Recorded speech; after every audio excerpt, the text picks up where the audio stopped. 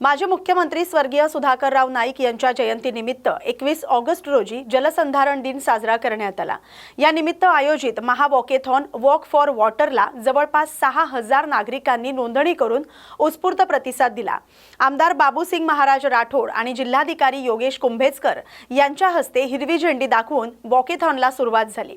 माती वाचवा, पाणी जपा, सुरक्षित भविष्य घडवा आणि पाणी अडवा, पाणी जिरवाचा संदेश देण्यात आला। एनसीसी विद्यार्थ्यांनी पथनाट्य आणि गोंधळ साजरा करून जलसंवर्धनाबाबत जनजागृती केली। मान्यवर अधिकारी, विद्यार्थी आणि नागरिकांनी जलसंवर्धनाची शपथ घेतली। वॉकेथॉन मधील सहभागी नागरिकांमधून ईश्वर चिठ्ठीद्वारे 25 विजेत्यांची निवड करण्यात आली। दरम्यान मृद आणि जलसंवर्धन विषयावरील रील स्पर्धेची मुदत 31 ऑगस्ट 2026 पर्यंत वाढवण्यात आले। युवकांनी सहभागी होण्याचे आवाहन करण्यात आले। शासकीय अधिकारी, कर्मचारी, विद्यार्थी, एनसीसी, एनएसएस, नेहरू युवा केंद्र, होमगार्ड, क्रीडा संस्था आणि स्वयंसेवी संस्थांनी मोठ्या संख्येने सहभाग घेत जलसंवर्धनाचा संदेश व्यापकपणे पोहोचवला।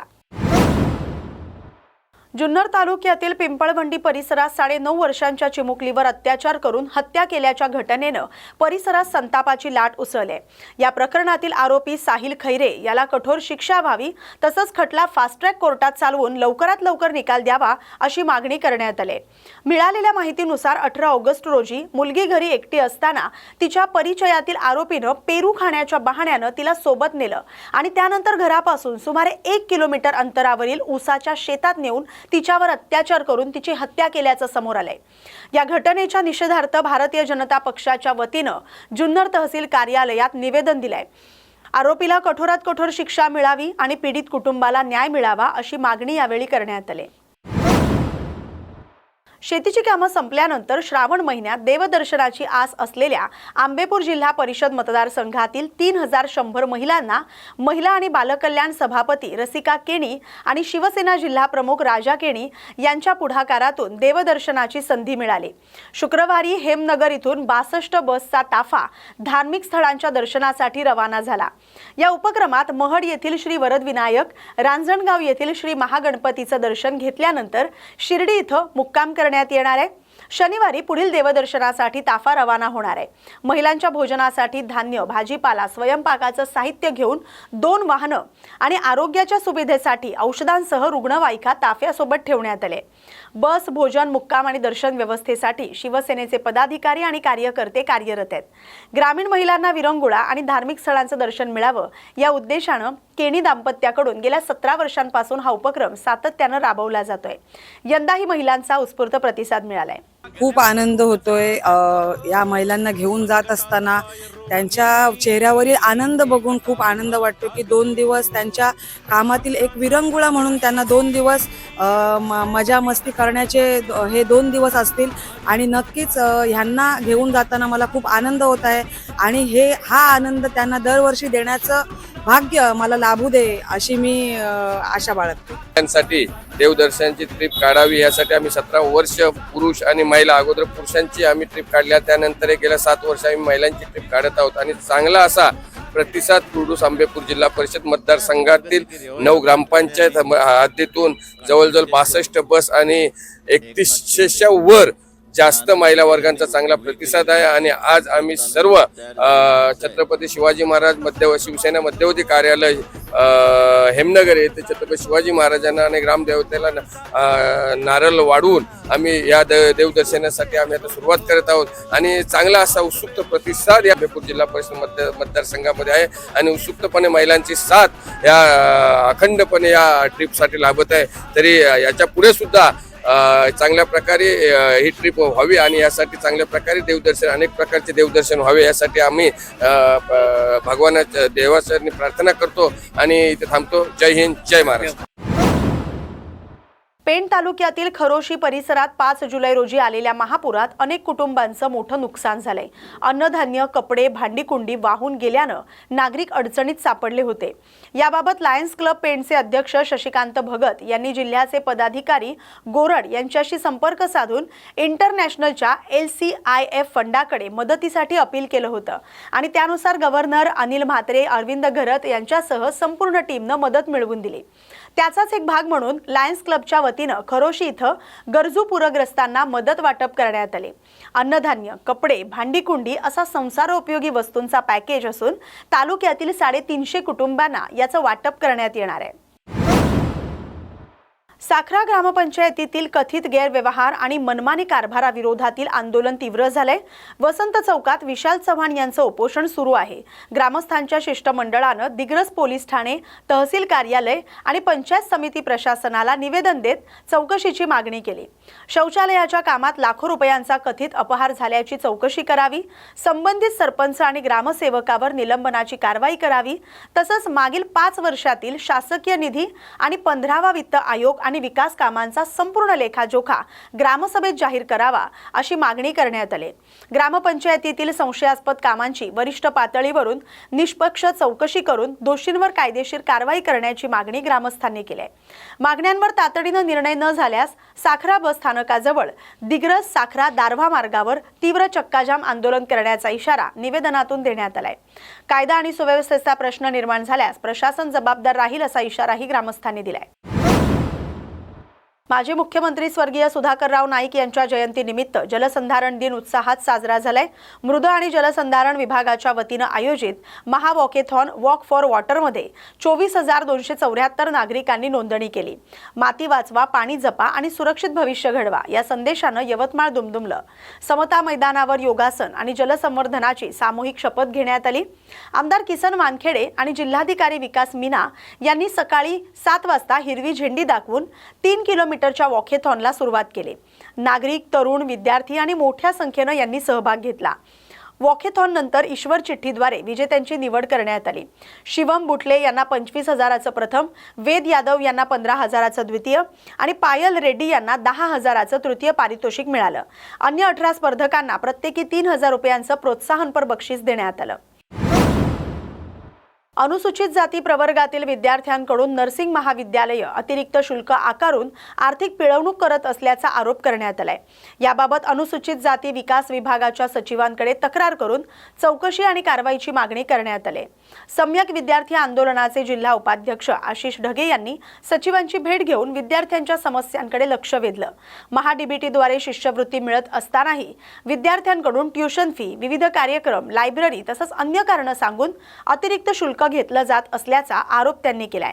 शासनाकडून शिक्षणासाठी आर्थिक मदत मिळत असताना महाविद्यालयाकडून अतिरिक्त शुल्क आकारले जात असल्यास त्याची चौकशी करून दोषींवर कारवाई करावी अशी मागणी ढगे यांनी केली आहे। अनुसूचित जातीच्या विद्यार्थ्यांना शासनाच्या योजनांचा पूर्ण लाभ मिळावा आणि त्यांच्यावर होणारी आर्थिक पिळवणूक थांबवावी अशी मागणी करण्यात आली। आज नांदेड जिल्ह्यामध्ये अनुसूचित जमाती विकास कल्याण समितीचे सदस्य आले होते आणि त्याच्यासोबत अनुसूचित जाती विकास कल्याण समितीचे सचिव सुद्धा आले होते। या समितीला आम्ही भेटून निवेदन दिलेले आहे की नांदेड येथे जे काही विविध नर्सिंग कॉलेज आहेत, ANM, GNM चे, हे सर्व नर्सिंग कॉलेज जे काही ST चे विद्यार्थी आहेत त्याच्याकडून मोठ्या प्रमाणामध्ये आर्थिक शोषण करत आहेत। महाडीबीटी मार्फत येणारी जी काही ST च्या विद्यार्थ्याला जी काही स्कॉलरशिप असते ती स्कॉलरशिप विद्यार्थ्यांच्या खात्यावरती जमा झाल्यानंतर विद्यार्थी प्रामाणिकपणाने आपली स्कॉलरशिप कॉलेजला देत आहेत। त्याच्या व्यतिरिक्त सुद्धा अतिरिक्त शुल्क, मग ते ट्युशन फीसच्या नावाने असेल, ते वेगवेगळ्या प्रोग्राम फीसच्या नावाने, वेगवेगळ्या फीस, कुठलेही लायब्ररी फीस, असे वेगवेगळे फीस, कुठल्याही फीसला नाव देऊन विद्यार्थ्याकडून 1 नाही 2 नाही तर 40,000 50,000 रुपये, कुठं लाख रुपये विद्यार्थ्याकडून डोनेशन घेतल्या जात आहे आणि ते एक प्रकारचं आर्थिक शोषणच आहे। मुळात पाहिलं तर ST चे विद्यार्थी अत्यंत गरीब असतात, त्याच्याकडे संसाधन नसतात, त्याच्याकडे कुठल्या प्रकारचे साधन नसतात, एकदम गरीब घरातून येणारे पोरं शहरामध्ये शिकायला येतात आणि नर्सिंग कॉलेजेसमध्ये, खाजगीमध्ये, शासकीय कॉलेजमध्ये लोकसंख्या कम, जागा कम असल्यामुळे ते खाजगी कॉलेजेसमध्ये ॲडमिशन घेतात आणि तिथं त्याच्याकडून हे संस्था चालक मोठ्या प्रमाणामध्ये आर्थिक शोषण करत आहेत। नांदेडमधल्या कमीत कमी 20च्या वर नर्सिंग कॉलेजेसची तक्रार आम्ही सचिव साहेबाकडे दिलेली आहे। त्यांनी आम्हाला आश्वासन दिलं की तात्काळ आम्ही प्रकल्प अधिकारी, RDC आणि कलेक्टर साहेब यांना पत्र हे पाठवून लवकरात लवकर 2 दिवसामध्ये समिती गठीत करून संबंधितांवरती कारवाई करण्याचे आश्वासन आम्हाला सचिव साहेबांनी दिलेले आहे। रायगडच्या सुधागड तालुक्यात भाजपला संघटनात्मक दृष्ट्या मोठी उभारी मिळताना दिसते। पाली येथील प्रतिष्ठित खोडागळे कुटुंबासह असंख्य कार्यकर्त्यांनी भारतीय जनता पक्षात जाहीर प्रवेश केलाय। युवा नेतृत्व निलेश खोडागळे, आनंद खोडागळे, अक्षय खोडागळे यांच्यासह कुटुंबातील सदस्य आणि असंख्य कार्यकर्ते भाजपमध्ये दाखल झालेत। भाजपचे ज्येष्ठ नेते प्रकाश देसाई आणि भाजप नेत्या गीता पालरेचा यांच्या उपस्थितीत हा पक्षप्रवेश पार पडला। या पक्षप्रवेशामुळे सुधागड तालुक्यात भाजपची संघटनात्मक ताकद वाढणार असल्याचा दावा पक्षाच्या नेत्यांकडून करण्यात आलाय। कायम त्याच्यासाठी काहीतरी करावं असं वाटत असतं, पण बघा आज योग किती सुंदर आहे की भाऊच्या प्रयत्नांनी, भाऊच्या अतिशय म्हणजे अघोर परिश्रमाने आज तुम्ही आमच्याशी जोडले गेलात। ही नाळ ही खरोखर मी सांगेन की खूप अतिशय महत्वाचा आज दिवस आहे। आजचा दिवस मी माझ्या राजकारणात तरी विसरणार नाही, कारण अतिशय खूप सुंदर कुटुंब, अतिशय म्हणतात ना एक संस्कृती कुटुंब आज आपल्याशी जोडलं गेलंय। भाऊ आज मी तुमचे आणि सगळ्या श्रीकांत असेल, परागबाई असेल, प्रणाली असेल, हरिभाई असतील, आज खूप दिवसांनी का नाही पण नरेश आपल्यात आहेत आणि त्यांची आठवणीने एकदम मनाने आठवण केली भाऊनी मगाशी आणि तुम्ही उपस्थित राहिला, त्यालाच म्हणतात प्रेम। आणि असंच प्रेम आपलं हे कुटुंब आहे। राजकारण निवडणुकी होत जातात, पण हे कुटुंब आपल्याला जपायचंय। तुम्ही आज आलात, खरोखर मला खूप आनंद झाला आणि मी सगळ्यांचे आभार मानते। आणि निलेश, तुला केव्हाही कुठलीही कधीही आवश्यकता लागली तर आम्ही सर्वजण आज कटिबद्ध झालेलो आहोत तुमच्याशी, कारण पालीच्या राजकारणामध्ये, पालीच्या समाजकारणामध्ये, पालीच्या कुठल्याही कामांमध्ये तुमचं अतिशय मधुभाऊ असतील, सुधाभाऊ आहेत। मला माहिती आहे, मी खूप लहानपणापासून तुम्हाला सगळ्यांना बघितलेलं आहे, कारण माझा जन्मच इथला आहे, मी मोठीच इथे झाली, सासर माहेर सगळं इथं, त्याच्यामुळे मी तुम्हाला कधीच आधी विसरले नाही आणि याच्यानंतर ते विसरण्याचा प्रश्न सुटतो। त्याच्यामुळे खरोखर आनंद झाला। बस एवढं बोलते आणि थांबते। धन्यवाद। सर, काय सांगाल, भारतीय जनता पार्टीमध्ये आज मोठ्या प्रमाणावर प्रवेश झालेले आहेत, नेमके हे प्रवेश कुणाचे आणि पार्टीला संघटनात्मक दृष्ट्या काय फायदा होईल भविष्याच्या काळात? पाली नगर परिषदेच्या निवडणुका जसजशा जवळ येत आहेत तसतसा भारतीय जनता पार्टीवर प्रेम करणारी सर्व मंडळी जी आहेत ती एकसंघपणे मूळ प्रवाहात यावं हा उद्देश मी माझ्या सहकारी गीताताई पालरेच्या, माझे सहकारी श्रीकांतजी ठोंबरे असतील, माझे सहकारी सुजित बारसकर असतील, आमच्या महिला आघाडीच्या तरुण तडफदार आणि एकदम अशा ॲग्रेसिव्ह अशा असलेल्या आमच्या महिला आघाडीच्या अध्यक्षा असतील, आमचे ज्येष्ठ विठ्ठल अण्णा सिनकर असतील, आमचे नगराध्यक्ष सुजित परागजी मेहता असतील, त्याच्यानंतर आमचे ज्येष्ठ मार्गदर्शक की ज्यांच्यासाठी आम्ही असे भेटण्यासाठी तरपत असतो, तेच आम्हाला कधी भेटत नाहीत कधी कधी, पण जेव्हा भेटतात तेव्हा काहीतरी वेगळं असं पक्षासाठी करून जातात, असे आमचे नरेशजी खाडेसाहेब, आमचे आरिफजी मनियार हे तालुक्याचे प्रवक्ते आहेत। आणि ही सर्व मंडळींच्या माध्यमातून आम्ही सर्व मंडळी ठरवून टाकलेलं आहे की भारतीय जनता पार्टीवर प्रेम करणारी जी मंडळी या तालुक्यामध्ये किंबहुना यामध्ये शहरामध्ये आहेत त्यांना केवळ सपोर्टर किंवा पाठिंबा देणारी मंडळी म्हणून ठेवायचं नाही, तर त्यांना मूळ प्रवाहात आणायचं आहे। आणि या माध्यमातून ही पहिलं पाऊल आम्ही उचललेलं आहे। आज आपण पाहिलं की एक फार मोठं प्रतिष्ठित कुटुंब, फार मोठं कुटुंब म्हणजे जवळजवळ त्यांच्या कुटुंबामध्ये 50 माणसं असतील असे एक कुटुंब संपूर्ण, या कुटुंबाने सर्वांनी आज भारतीय जनता पार्टीमध्ये प्रवेश केला आहे। आणि बऱ्याच दिवस त्यांचं चाललं होतं, त्यांच्यासाठी आम्ही काही त्यांच्या माहेरवासणीसाठी पण काही सहकार्य पार्टीच्या माध्यमातून आम्ही आमच्या माध्यमातून केलं होतं, मी गीताताई वगैरे, आणि त्यांनी त्याची जाण ठेवून आज भारतीय जनता पार्टीमध्ये प्रवेश करण्याचं फायनल केलं। आणि आज एक छोटेखानी कार्यक्रम इथे पार पडला, आपण पाहिलं अतिशय उत्स्फूर्त पद्धतीने हा कार्यक्रम पार पडला। भविष्यामध्ये ही भारतीय जनता पार्टीची पाली नगर परिषदेच्या विजयाची नांदी आहे। आज नगराध्यक्ष हा भारतीय जनता पार्टीचाच बसलेला आहे आणि भविष्यामध्ये देखील तो भारतीय जनता पार्टीचाच बसेल, या माझ्या मागच्या विधानावर मी ठाम आहे।